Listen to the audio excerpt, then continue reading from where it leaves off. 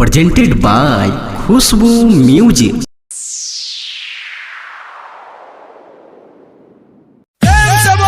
शंकर भगवान की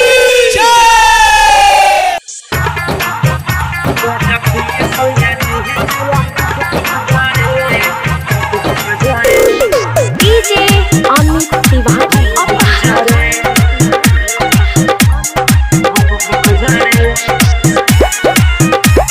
recording by Pappu राजा।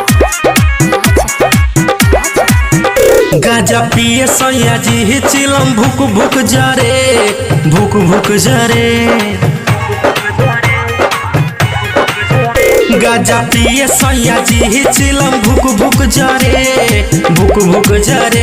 हमर सैया दोपहर कौनो देखी न पहर और सावन में चिलम धक्के धुक धुक करे धुक धुक करे। गाजा पिए सैया जी चिलम भुक भुक जरे भुक भुक जरे।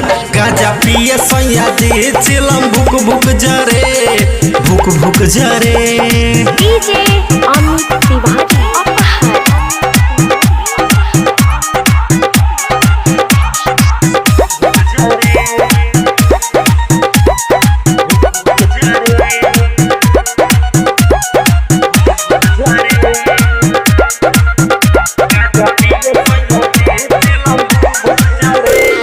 भोला बाबा के नाम लेके पिए राती लागता कि सावन में माराई एकर माती। काय बम जान तड़ो हाँ हाँ। भोला बाबा के नाम लेके पिए राती लागता कि सावन में माराई एकर माती।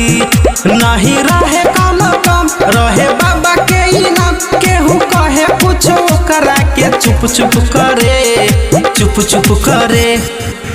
गाजा पिए सैया जी चिलम भुक भुक जरे भुक भुक जरे। गाजा पिए सैया जी चिलम भुक भुक जरे भुक भुक जरे। DJ Amit Tiwari recording by Dhanraj studio Balwaha Saharsa.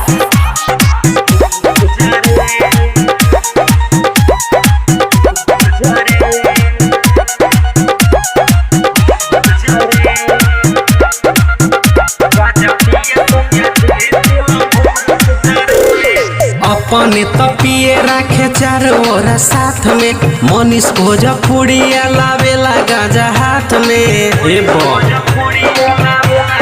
हाँ हाँ। अपने तो पिए राखे चारों ओर साथ में मनीष भोजपुरिया लावेला गाजा हाथ में। पप्पू राजा करे रोज अब भंगिए के भोज जब देखी नहीं कब कब छुप छुप करे छुप छुप करे। गाजा पिए सैया जी चिलम भुक भुक जरे भुक भुक जरे। गाजा पिए सैया जी चिलम भुक भुक जरे भुक भुक जरे।